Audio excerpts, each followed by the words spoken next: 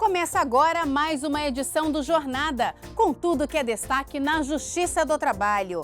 Todas as semanas fazemos uma viagem pelo Brasil, mostrando projetos e iniciativas que beneficiam o cidadão brasileiro.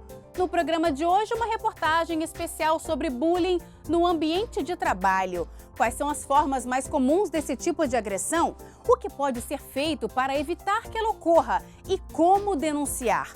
No quadro Direitos e Deveres, as dúvidas do padeiro e do dono da padaria vão ser respondidas por um juiz de Teresina, no Piauí.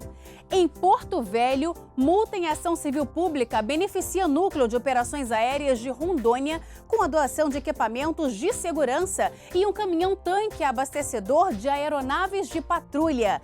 E em Brasília, no quadro Meu Trabalho é uma Arte, vamos conhecer as fotos de Edu Vergara, um artista que retrata a capital do Brasil de uma forma muito especial. Tudo isso e muito mais, o nosso Jornada começa agora.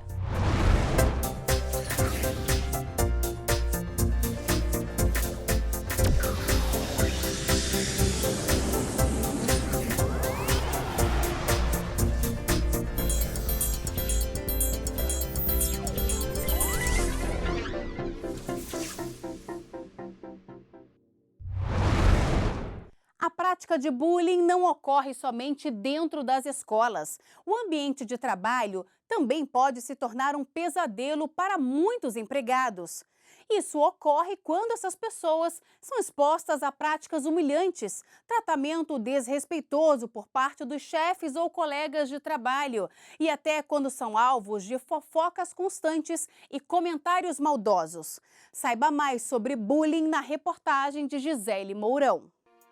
Brincadeiras de mau gosto, apelidos pejorativos, ameaças. Desde 2015, atitudes como estas podem ser caracterizadas como bullying. Com a criação da Lei 13.185 de 2015, passou a ser caracterizado como bullying a intimidação sistemática por meio de atos de violência física ou psicológica, de humilhação ou discriminação. Ataques físicos, apelidos pejorativos, ameaças, grafites depreciativos, expressões preconceituosas, isolamento social e até assédio sexual também podem ser caracterizados como bullying. Esse tipo de violência também pode ser encontrado pela internet, em rede social, ficando demonstrado o cyberbullying. Esse tipo de violência é mais recorrente nas escolas. De acordo com a última pesquisa nacional de saúde escolar, divulgada pelo IBGE, quase 21% dos estudantes brasileiros praticam bullying. Mas a prática de bullying também está presente dentro do ambiente de trabalho. Em muitos casos, a violência ocorre sem motivo aparente, demonstrando algum preconceito, seja pelo tipo físico, cor, raça ou gênero, além de ser uma atitude constante do agressor. Karine sofreu bullying durante 3 meses. Foram humilhações e xingamentos dentro do supermercado em que trabalhou.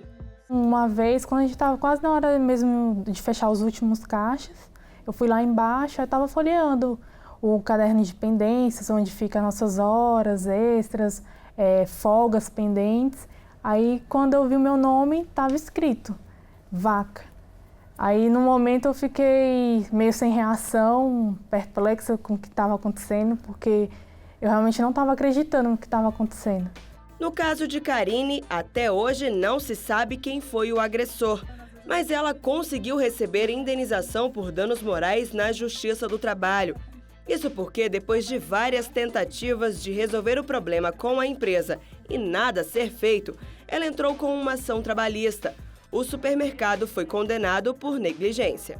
Embora não tenha sido assim uma ordem, quer dizer, não tenha sido assim um direcionamento adotado pela empresa de chamar a empregada com esse apelido jocoso, né?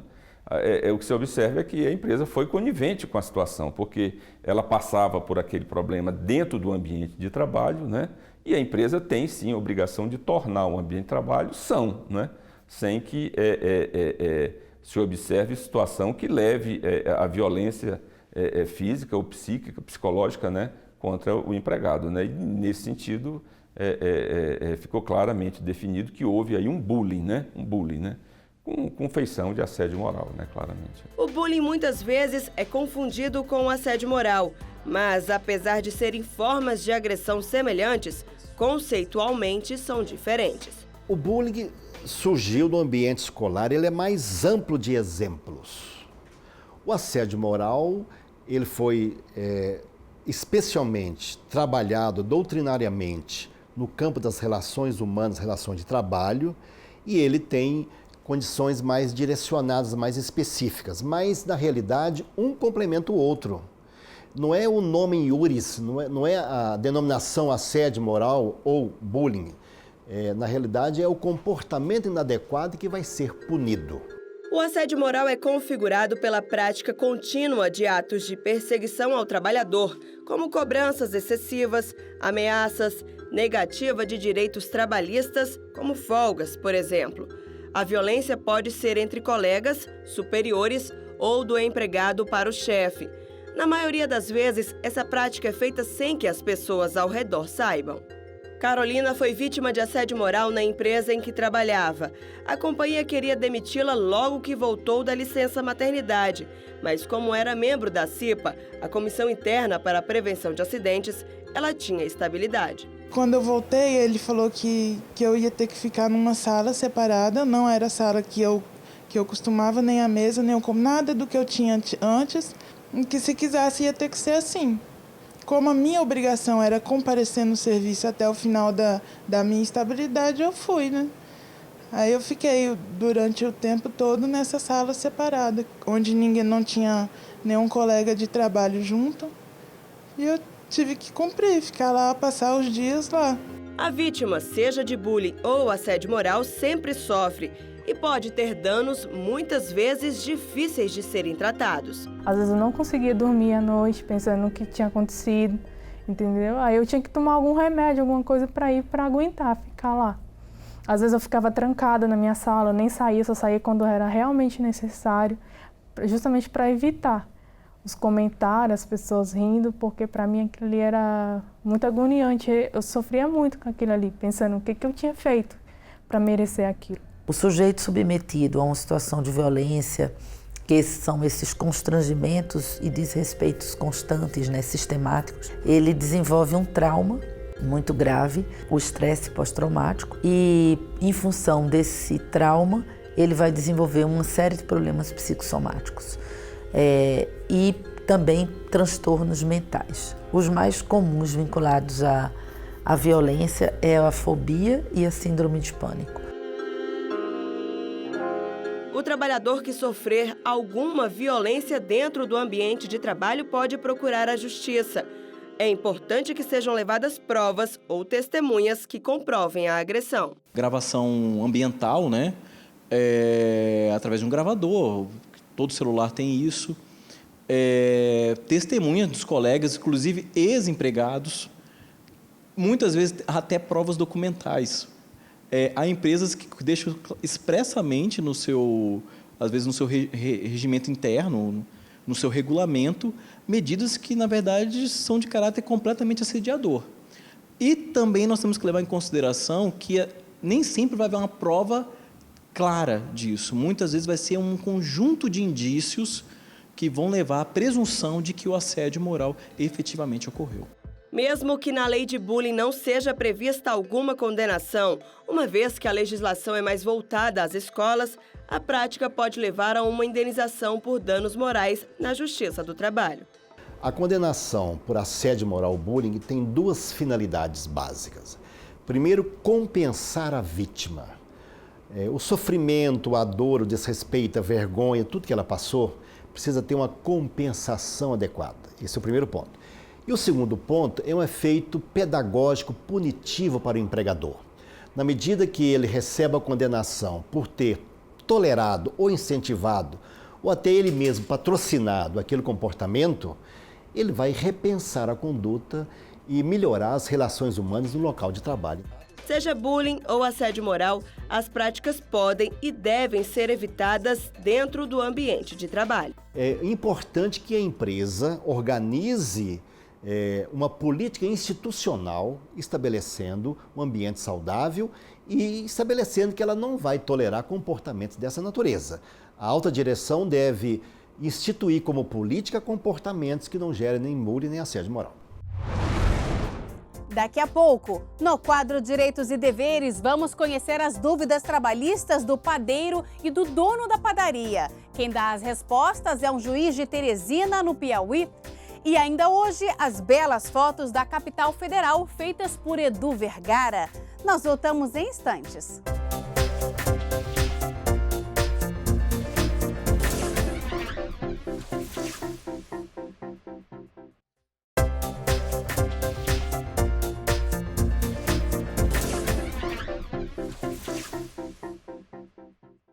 Chegou a hora do JT em Ação, com iniciativas da Justiça do Trabalho por todo o país. Várias ações pelo país marcaram um Dia Mundial de Combate ao Trabalho Infantil, celebrado em 12 de junho. Em Brasília, foi lançada no Tribunal Superior do Trabalho a exposição Um Mundo Sem Trabalho Infantil. A mostra é interativa e destaca as condições de vida de crianças submetidas às piores formas de trabalho na infância. Também em Brasília foi discutido em audiência pública o trabalho infantil no maior lixão ativo da América Latina, localizado a 15 quilômetros do Plano Piloto, na região da Estrutural. O evento contou com a participação de autoridades públicas, entidades e agentes ligados ao trabalho infantil e à promoção dos direitos humanos. No Rio de Janeiro, o TRT da Primeira Região promoveu um seminário com o objetivo de dar visibilidade à existência do trabalho de crianças e adolescentes em diferentes processos e etapas da linha de produção. Já o TRT da Quarta Região distribuiu material educativo durante a 33ª Maratona Internacional Unimed Porto Alegre com folder e adesivos. O TRT da Bahia realizou um ato público na Praça do Campo Grande e apresentou filmes seguido de uma roda de conversa com especialistas. Também foi realizado o primeiro Fórum Estadual de Combate ao Trabalho Infantil, promovido por promotores de justiça do Estado.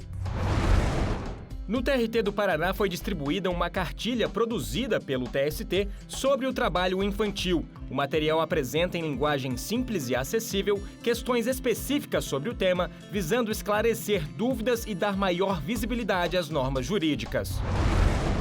O TRT da 11ª Região promoveu audiências públicas com a participação de diversos segmentos econômicos sobre a lei da aprendizagem. No TRT de Rondônia, foi assinado um termo de cooperação entre instituições públicas e não governamentais ligadas às áreas jurídica, trabalhista, de educação, saúde e agricultura para ampliar a prevenção e conscientização sobre os males do trabalho infantil. O TRT do Maranhão realizou um encontro de órgãos públicos que desenvolvem ações de combate ao trabalho infantil com participação da população em geral. Foram debatidas estratégias para a erradicação do trabalho infantil no estado. E em Cuiabá, cerca de 2.000 crianças e adolescentes de escolas públicas estiveram na Arena Pantanal para atividades recreativas e educativas sobre a importância da proteção contra toda forma de exploração, violência e discriminação infantil. Hoje, no quadro Direitos e Deveres, vamos conhecer as dúvidas trabalhistas do padeiro e do dono da padaria. Quem dá as respostas é um juiz de Teresina, no Piauí. Veja só. Se meu horário de trabalho for de madrugada, além do meu salário, tenho direito ao adicional noturno? A remuneração do trabalho noturno tem que ser superior à do diurno. A consolidação da lei do trabalho estabelece que o horário entre as 22 horas e as 5 da manhã, isso é considerado trabalho noturno. Se ele passar desse horário, mas se ele vier de uma jornada considerada noturna, ou seja, de 22 às 5, há também, ainda que ele ultrapasse até as 6 ou 7 da manhã, ele vai ter uma remuneração também como se noturno fosse o trabalho. Então, se ele trabalha de madrugada, é considerado horário noturno, ele tem direito ao respectivo adicional. E se ele vier, ainda que ultrapasse às 5 horas da manhã, que é o horário limite de 22 às 5 para o trabalhador urbano, esse horário também é considerado aos olhos da lei como sendo noturno, porque o trabalhador já vem de uma jornada de desgaste, de um ambiente em que o organismo entende aquilo como um trabalho noturno. Então o legislador autorizou que nesses casos também haja a remuneração, ainda que ultrapassado esse horário das 5, como sendo trabalho noturno, e com respectivo adicional de 20% ou outro previsto em convenção coletiva. O funcionário demitido por justa causa, ele perde o direito a férias?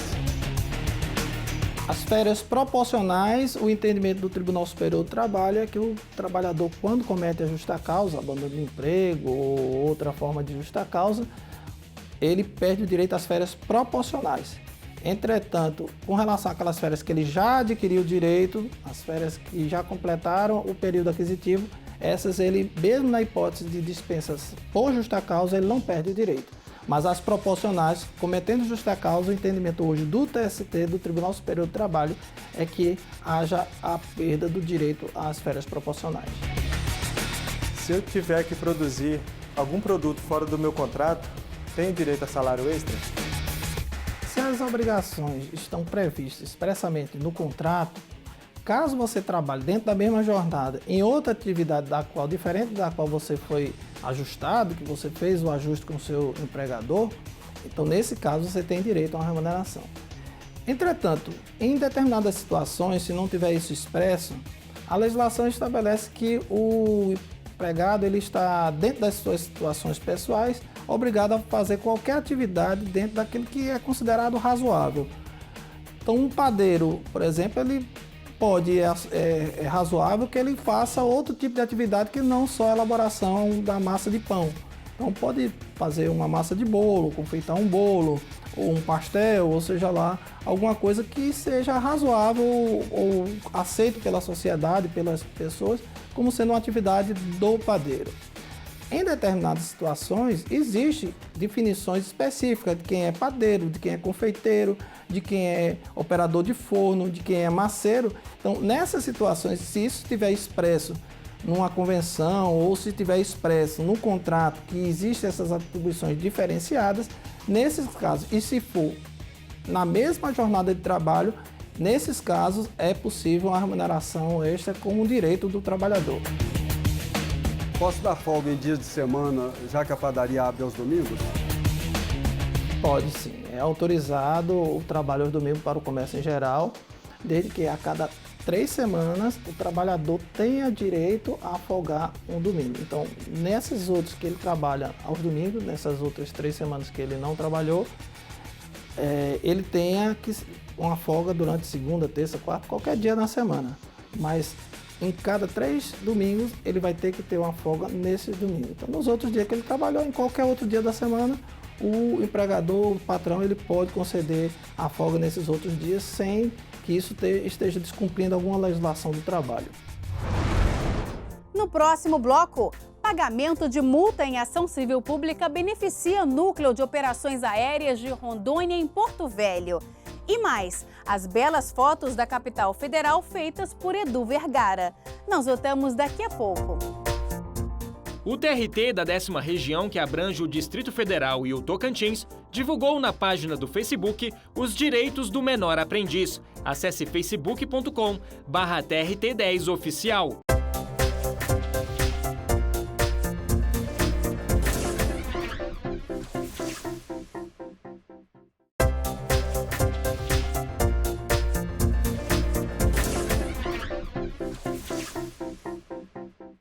Em Porto Velho, o pagamento de uma multa em ação civil pública beneficiou o Núcleo de Operações Aéreas de Rondônia. A instituição recebeu equipamentos de segurança para os policiais e um caminhão-tanque abastecedor de aeronaves de patrulha.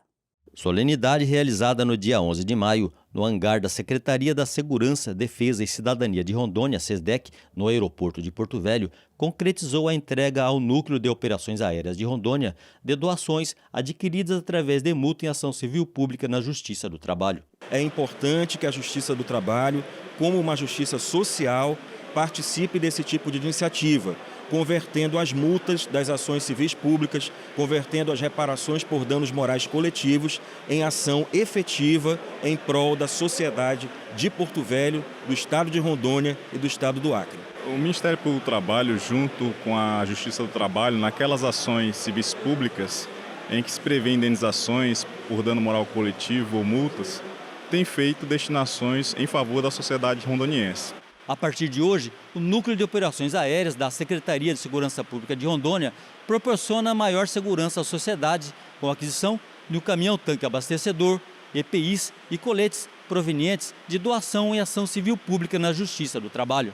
O Núcleo de Operações Aéreas é uma unidade policial em que são integradas as polícias militar e civil. Com a aquisição dos equipamentos de proteção individual, a partir de agora, os policiais vão desempenhar suas missões com maior segurança. Essa doação do TRT ela veio assim, a somar, né, para que a gente possa cumprir o nosso papel, né, no âmbito da segurança pública de forma mais eficaz e com os nossos policiais protegidos, né, que é o mais importante para nós. Com o novo caminhão-tanque abastecedor, a missão do Núcleo de Operações Aéreas será mais efetiva e com melhor qualidade. É de suma importância essa doação feita pelo TRT da 14ª Região, juntamente com o Ministério Público do Trabalho, que se sensibilizou a uma necessidade do nosso núcleo de aviação, uma vez que nós tínhamos uma viatura que era improvisada para fazer o abastecimento dessas aeronaves que fazem o patrulhamento, que fazem diligências para tentar coibir a violência no nosso estado. Sem contar que, anteriormente, a abrangência da operação ficava limitada ao quantitativo de combustível que se levava. E hoje, com esse caminhão, nós também podemos ampliar as nossas operações no interior e na nossa capital. O maior beneficiário é a população, né, rondoniense, né, de norte a sul, porque a partir do momento que o policial ele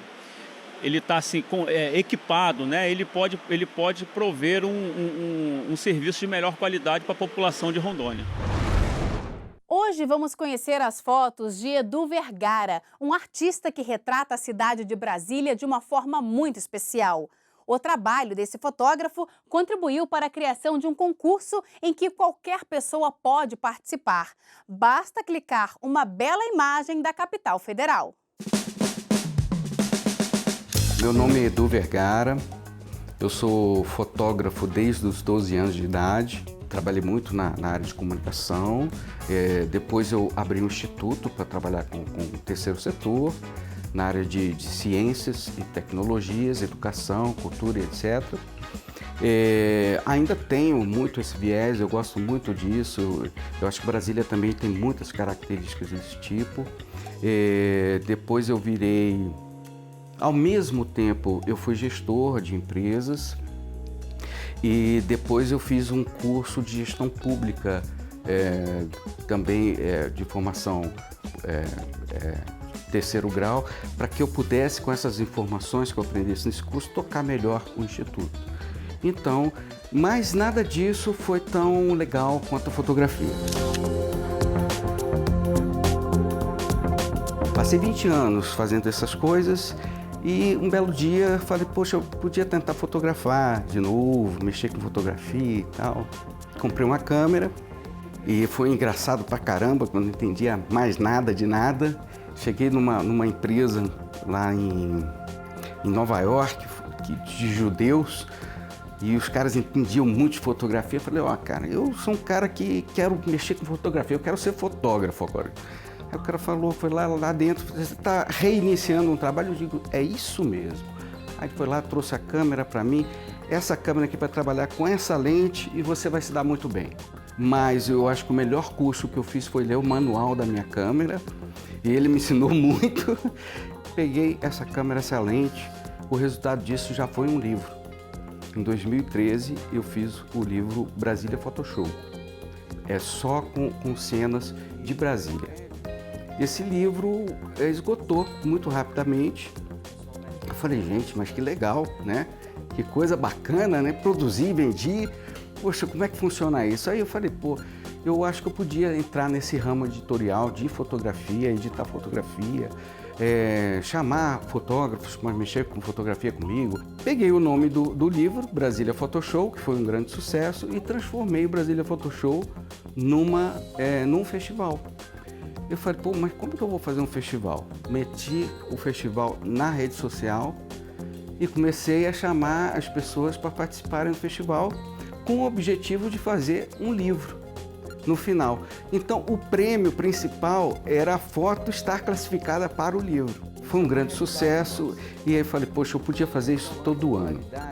Resolvi abrir a empresa Brasília Photoshow para fazer o festival todos os anos.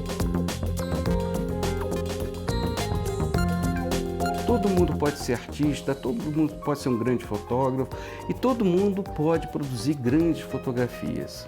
Eu quero fazer uma coisa diferente do que os outros já fizeram. Então, eu chego, por exemplo, num cenário como o Congresso Nacional. Eu quero encontrar ali, naquele desenho, a matriz, a fonte inspiradora do Oscar. Então eu fico olhando aquilo, poxa, onde é que esse cara buscou esse desenho? E eu quero retratar isso da forma mais fiel, como se fosse o Oscar fotografando a obra dele. E às vezes eu encontro realmente a pureza daquilo que ele imaginou, né? Então eu busco isso em tudo. E esse para mim foi o grande salto da minha vida em termos de fotografia, essa informação. Como fazer, como transformar a fotografia simples em algo de grande valor. Eu tenho certeza que há um reconhecimento já do meu trabalho como obra de arte e eu sou, além de fotógrafo, agora um artista.